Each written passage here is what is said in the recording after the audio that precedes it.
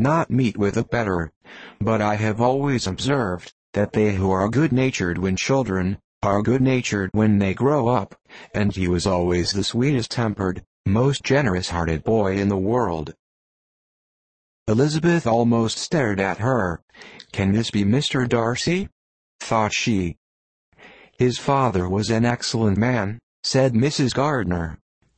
"Yes, ma'am, that he was indeed, and his son will be just like him, just as affable to the poor." Elizabeth listened, wondered, doubted, and was impatient for more. Mrs. Reynolds could interest her on no other point. She related the subjects of the pictures, the dimensions of the rooms, and the price of the furniture, in vain.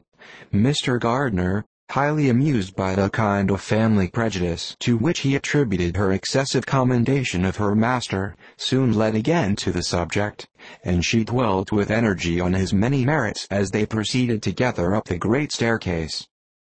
"He is the best landlord, and the best master," said she, "that ever lived, not like the wild young men nowadays, who think of nothing but themselves.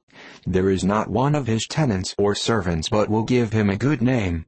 Some people call him proud, but I am sure I never saw anything of it. To my fancy, it is only because he does not rattle away like other young men." "In what an amiable light does this place him," thought Elizabeth. "This fine account of him," whispered her aunt as they walked, "is not quite consistent with his behavior to our poor friend. Perhaps we might be deceived." "That is not very likely. Our authority was too good."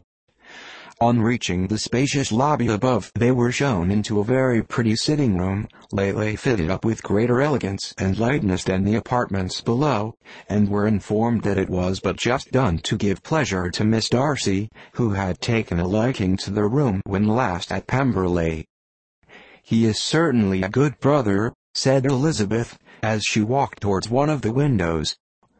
Mrs. Reynolds anticipated Miss Darcy's delight when she should enter the room, "and this is always the way with him," she added. "Whatever can give his sister any pleasure is sure to be done in a moment. There is nothing he would not do for her."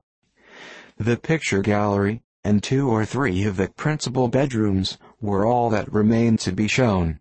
In the former were many good paintings, but Elizabeth knew nothing of the art, and from such as had been already visible below, she had willingly turned to look at some drawings of Miss Darcy's, in crayons, whose subjects were usually more interesting, and also more intelligible.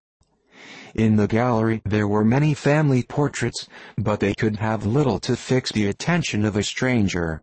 Elizabeth walked in quest of the only face whose features would be known to her.